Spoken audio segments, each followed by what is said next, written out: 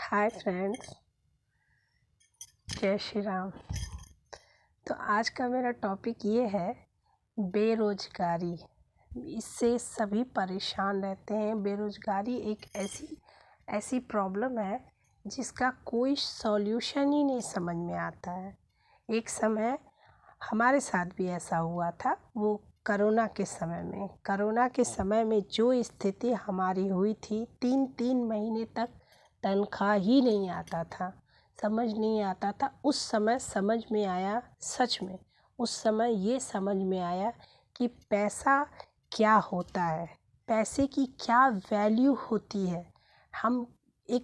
भगवान कभी किसी को एक रोटी की कमी ना दे, लेकिन जो स्थिति पैसे ने कर दी है वो क्या बोलो। अभी भी हम लोग एक बहुत ही छोटे से घर में रहते हैं और पहले हम लोग बहुत बड़े घर में रहते थे।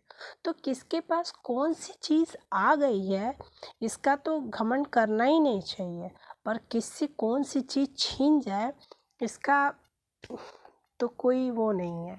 आपको अपना घर दिखाती हूँ। मेरा घर रूम बहुत छोटा सा, मैंने हर चीज़ को टांग के एडजस्ट किया हुआ है। देखिए, ये वीडियो भी बनाती हूँ तो कितने मुश्किल से। बच्चे हैं, ये हमारा नहीं है, कंपनी ने हमें एसी बाद में दिया है, लेकिन स्थिति ऐसी हो गई थी कि बस कंपनी बिकने के कगार पे चली गई थी और बिक ही गई। लेकिन भगवान से सभी ये प्रार्थना कर रहे थे कि भाई ईश्वर रोटी की कमती ना पड़े। तो पता नहीं कैसे कैसे बहुत अच्छे लोगों को निकाल के फेंक दिया गया कंपनियों से, उनकी परवाह नहीं की गई। लेकिन बस कहते हैं ना, उनका बस ईश्वर का जो होता है ना, खाना पीना दाना सब कुछ वो लिखा होता है। तो वो बस मेरा तो दिमाग चलता ही नहीं था। फिर मैंने केक का बिज़नेस शुरू किया। केक बनाती थी और दुकान पे और आसपास में भी लोगों को जितना बोल पाती थी लोगों को देती थी। इतना नॉलेज नहीं था मेरे पास कि यूट्यूब पर वीडियो बना के डालूं। फिर भी ये महसूस किया है, आज दिल से महसूस किया है कि बेरोज़गारी क्या चीज़ होती है। सच में भगवान सबको रोटी दे। बड़ा स्थिति ऐसा हो जाता है ना कि समझ नहीं आता है कि देने वाले बहुत लोग रहते हैं, लेकिन ये स्वाभिमान अपना मांगने को तैयार नहीं होता है। और जब स्थिति बहुत बिगड़ जाती है तो स्वाभिमान भी कोई चीज़ नहीं रह जाता है। तो मेरी कविता सुन लीजिए, तो थोड़ी सी बातें और आगे करते हैं। ना आन रहा ना मान रहा, ना कोई सम्मान रहा, इस बेरोज़गारी से सिर्फ मिलता अपमान रहा। खास करके इसमें लड़कों को टारगेट किया जाता है। माँ बाप भी सुनाते हैं, घर पे बैठे हो क्या कर रहे हो, कुछ करता काम धाम नहीं है। लड़कियों को तो भाई थोड़ा लोग नहीं भी कहते, पर लड़कों को तो 100% ताने मिलते ही हैं। ना आन रहा ना मान रहा, ना कोई सम्मान रहा, इस बेरोज़गारी से मिलता सिर्फ अपमान रहा। गा रहा है दिल गाना, ना कोई आस दिख रहा है ना कोई उम्मीद है। हम तो बैठे हैं घर में बिन बोले, मिला है तो उदासी और कुछ नहीं खास है।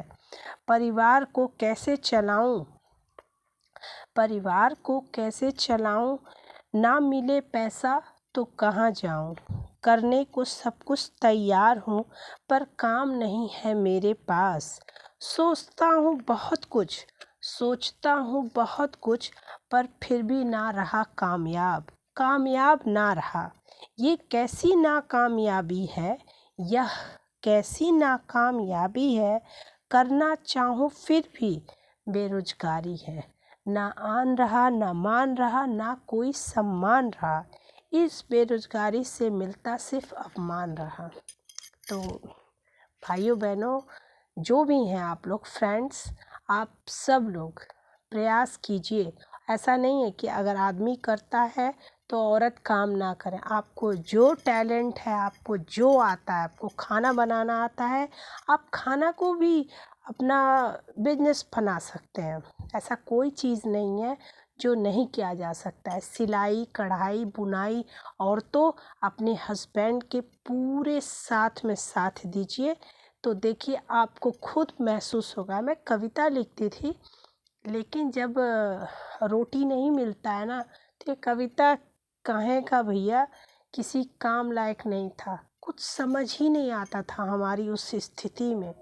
तो इस चीज़ को बस महसूस किया है अपने दिल से, तो इस कविता को आज सिर्फ हमने लिखा है।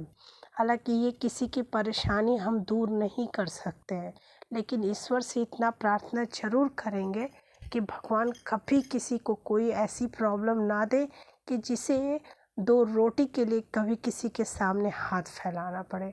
मध्यम वर्ग में चाहे कुछ हो चाहे ना हो, पर स्वाभिमान बड़ी ज़बरदस्त तरीके से पाया जाता है।